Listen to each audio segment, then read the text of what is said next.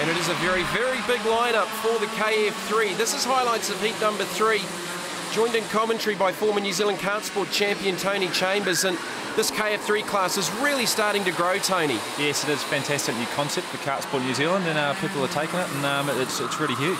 Ari Hutton, the reigning KF3 CIK champ. Bradley Hicks was the top qualifier. He won the first heat. Andy Schofield won race number 2. And this is highlights of heat number 3, as we said. Andy Schofield battling here with Ari Hutton. This is Schofield in the Monaco chassis out of Australia. Yeah, you can see he's being chased hard here by Ari Hutton in the Tony kart.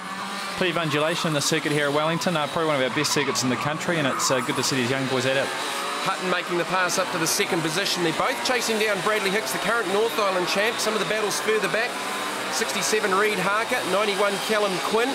Young Reid Harker, he's fresh into it. This is his first CIK spec meeting in his brand new KF3 car, and he's doing a good job. So here's the race leader for the third heat. Last lap, Bradley Hicks from Mount Wellington in Auckland, the current North Island champ, running the Maranello chassis. He takes the checkered flag in the victory in heat number 3.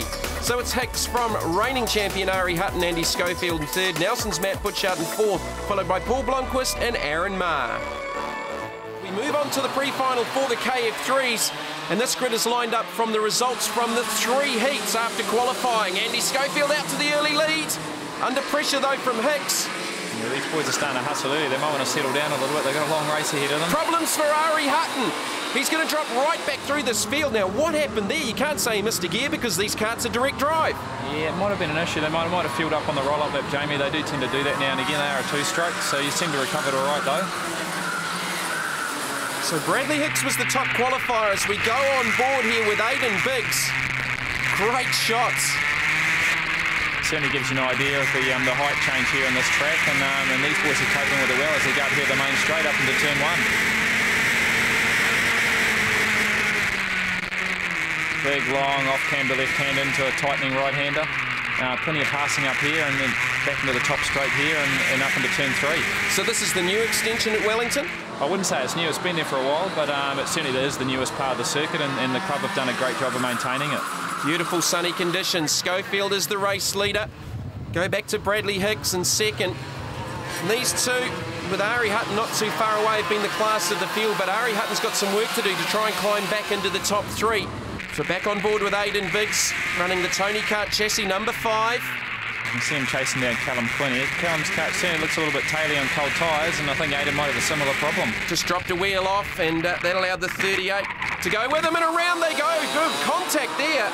Hayden Pedersen and Aidan Biggs caught on the onboard camera. Yeah, that's certainly some big contact. You can see young Hayden Pedersen's lost his airbox there, and he's not happy about it. Here's the replay down the inside. So Biggs down the inside. Well, he just ran over the right rear. The airbox came flying off one of the karts. They're both gesturing at each other. So we go back through the field. 24 Patrick Davey. He's battling there with the 59 of Aaron Wilson. Davey in the Arrow, Wilson in the Maranello. Certainly not a place that Aaron Wilson would be used to. Top JR competitor and very good junior Yamaha driver, and very fresh as far as the KF stuff. But he's certainly had an up and down weekend with a few engine failures, but he looks like he's going forward now. Well, those two were just outside of the top 10 as Hutton has now worked his way back into third, and Paul Blomqvist with the slide job. It just got in a little bit too deep, and Hutton got the pass back up the inside. Yeah, it's a fairly big old move. Like Ari used his head, gave him a bit of room and got him on the cutback. So yeah, he went in pretty hot. But what it's done is it's dropped them off the 2 leaders, Andy Schofield and Bradley Hicks. Bradley Hicks, the current North Island champ, running the Maranello. Andy Schofield out of Tokoroa in the Monaco. And that's a derivative of the Arrow chassis out of Australia? Yes, it is. So same as what you have in Europe. You have Tony kart manufacturing, several brands for other people, and you find most manufacturers in the world operate in the same manner. So this is basically an Arrow car out of the same factory. So this is the last lap run for the pre-final for KF3. The finishing positions here set the grid for the final.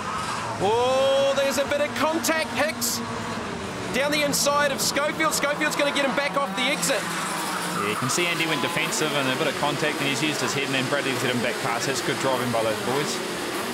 And Ari Hutton's joined the back of these two as well on the last lap. Final couple of corners to come. Schofield's going to win the pre-final. He'll start off the pole for the final in KF3. Schofield with the victory. Bradley Hicks second. Ari Hutton fighting his way back to third after some issues at the start of the race, followed by Blomqvist, Butchart and Marr. Andy, pretty good win there, beat the North Island champion to go through on pole. Yeah, he was putting the pressure on the whole race. I was really lucky that the Monaco chassis really worked the whole race. But it's a bit of a hard decision now. We're trying to take some grip out of it for the final with the KZ2 boys.